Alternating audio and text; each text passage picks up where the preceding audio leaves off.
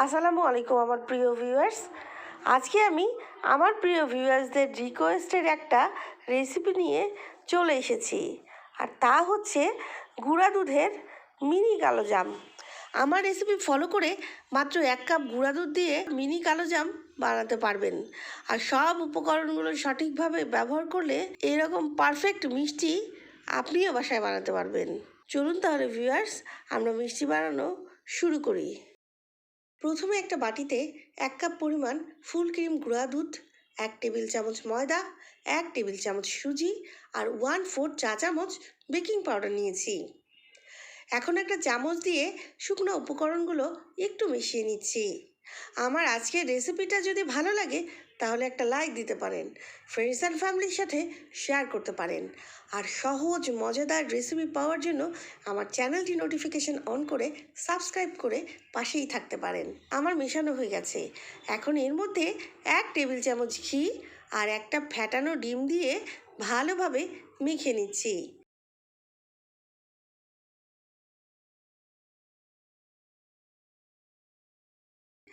আমার মাখানো শেষ।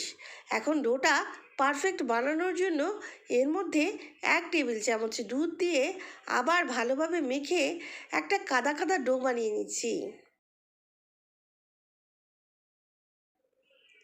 আবার আমি কয়েক ফোঁটা লাল ফুড কালার দিয়ে ভালোভাবে মেখে নিচ্ছি। এটা অপশনাল, আপনারা চাইলে বাদ দিতে পারেন। তবে ফুড কালার দিলে মিষ্টির ভেতরটা খুব সুন্দর হয়।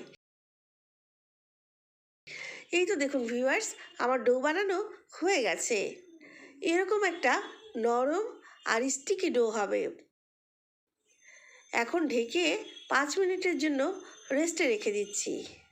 চলুন ভিউয়ার্স, আমরা চিনি শিরা বানাই। এর জন্য একটা ছড়ানো হাঁড়িতে 2 কাপ পরিমাণ চিনি, 2 কাপ পানি আর 4টা এলাচ দিয়ে চুলায় বসিয়ে দিচ্ছি।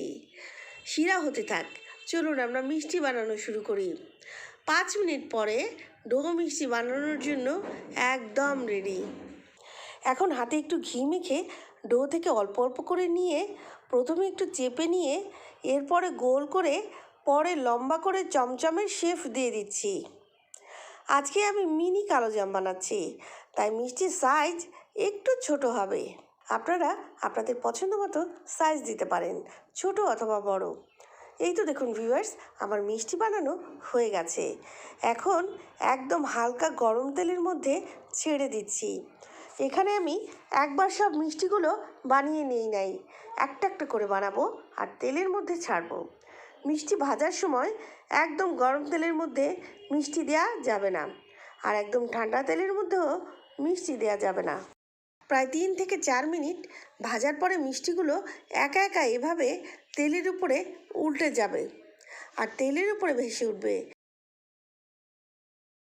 এখন তেলের মধ্যে ঘন ঘন উল্টে মিষ্টিগুলো ভেজে নিব।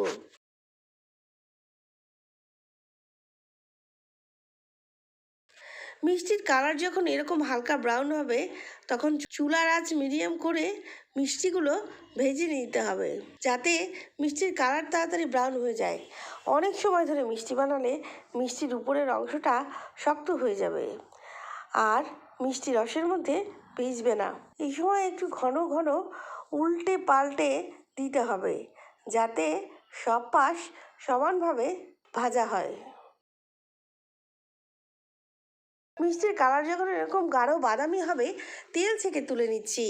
ভিউয়ার্স, মিষ্টির ডোয়ের মধ্যে ফুড কালার দিলে এটা খুব তাড়াতাড়ি বাদামি হয়ে যাবে। এখন তেল কিছুটা ঠান্ডা করে অন্য মিষ্টিগুলো একইভাবে তেলের মধ্যে ভেজে নিতে হবে। দেখুন ভিউয়ার্স, এরকম কালার হবে। সবগুলো ভেজে নিয়েছি। ভিউয়ার্স, শিরা জাল দিয়ে ঘন করে ফেলা যাবে না, একবার ফুটে উঠলেই মিষ্টিগুলো ছেড়ে দিতে হবে। এখন চুলার আঁচ লো করে দিয়ে ঢেকে রান্না করব 5 মিনিট। হাই আঁচে রান্না করার দরকার নাই, আস্তে আস্তে জাল করলেই মিষ্টি ভিজে যাবে। 5 মিনিট পরে শিরার মধ্যে মিষ্টিগুলো একটু নেড়ে দিয়ে চুলা বন্ধ করে দিচ্ছি আর ঢেকে 4 থেকে 5 ঘন্টা এই শিরার মধ্যে ভিজিয়ে রাখবো। 4 ঘন্টা পরে আমার বেবি কালোজামগুলো একদম রেডি। এখন শিরা থেকে তুলে নিচ্ছি। মিষ্টিগুলো শিরা খেয়ে টস টসে হয়ে গেছে। এই তো দেখুন ভিউয়ার্স, কতটা লোভনীয় হয়েছে দেখতে।